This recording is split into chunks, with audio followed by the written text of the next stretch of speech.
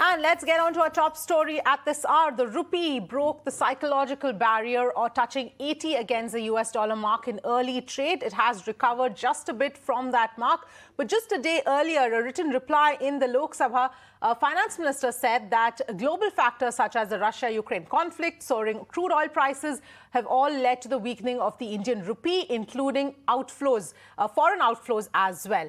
Also saying that the RBI is constantly monitoring the situation. But where is the rupee headed from at this point, and what next? Let's welcome our guest who's joining us for some more perspective here. In fact, we've got Aruna Sharma who's joining us, practitioner, development economist and ex-secretary Government of India. Thank you so much for joining us. Your perspective here now that that psychological barrier of 80 has been crossed. Where do we go from here? Absolutely right. This was anticipated, but the entire issue was when will it happen? And as you have rightly said and said by the FM, that external factors are responsible for it and IBI is looking into it. But my take into it that a stronger economy is the best way to allow this fall to be gradual, because what we are getting is the jerky movements at this moment of time, where it's I will not say a complete free fall, but a very fast fall that is happening, which is not good for the Indian economy. So if you look at it, you will find that this will continue, the fall will continue, because the basic problems are not yet solved. Because our imports and exports, the balance of trade is not in favor of having more dollars with us. The trade deficit is $26.8 billion deficit is there, which is 172% higher than what we had in last June of $9.6 billion. So in the sense that this is the kind of a trade deficit, then are our policies working towards, one, lessening imports and extending exports?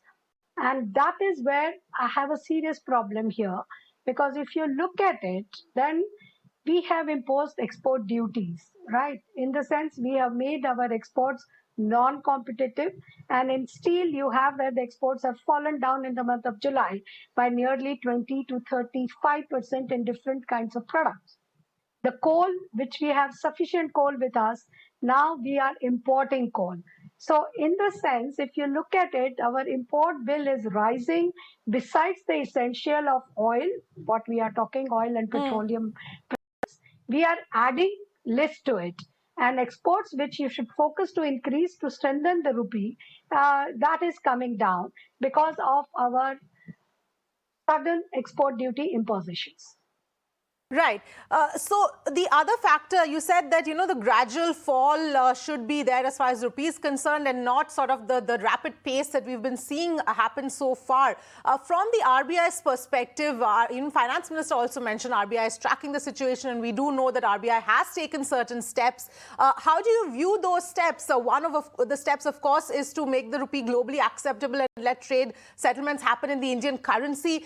But for something like that, while it is a good step, it is going to take some time for it to show its effect and not have too much impact in the short term. You are absolutely right, because we are yet to see which countries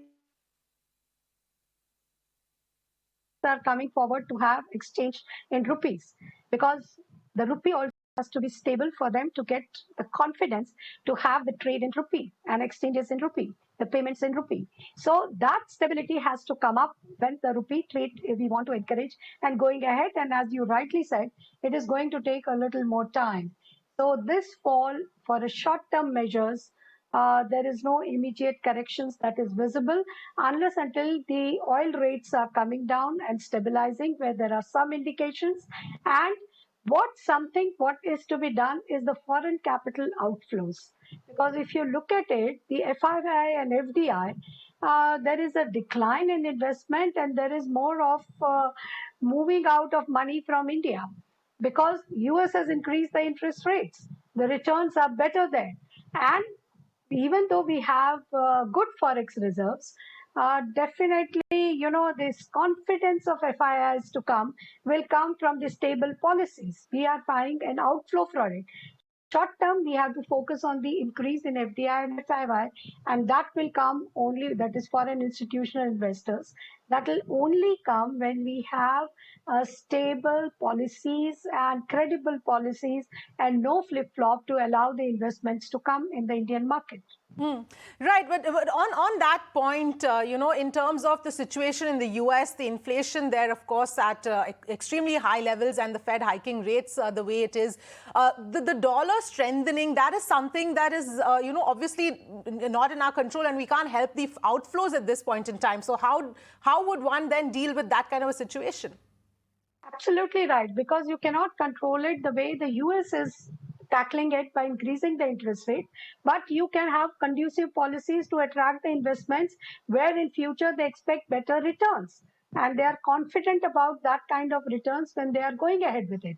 Now, that kind of a policy is a must. You are finding this outflow going because many of the investments came into the stock market or into the speculative market instead of coming into the investment market or the production markets. And if you stop the exports, then whatever expansion plan the Indian industries had, or you had the investments coming, then with an export duty, that investment plan are also or put on slow burners. So in the sense, the utility of FII and FDI is something internal. It has got nothing to do with what is happening in the rest of the world. We have to be very clear on our policies to encourage investments, to encourage exports, and not create any knee-jerk kind of a disruption or disruptive mechanisms into the entire process. Right. And one final question, Aruna Sharma, with the given environment, assuming that there are going to be no major changes in the short term, how much do you see further the rupee falling? Well, that is anybody's guess, but will never be a happy day for India. And we expect a little more corrections to come, maybe a couple of rupees more. And let's see. The issue is whether it is a slide or whether it is in jerks or whether it is gradual. Effort should be that it should be gradual of whatever fall levels we are anticipating at. I can't pick the number at this moment of time. All right, fair enough. Aruna Sharma, thank you so much for joining us and putting all of that into perspective. Thank you.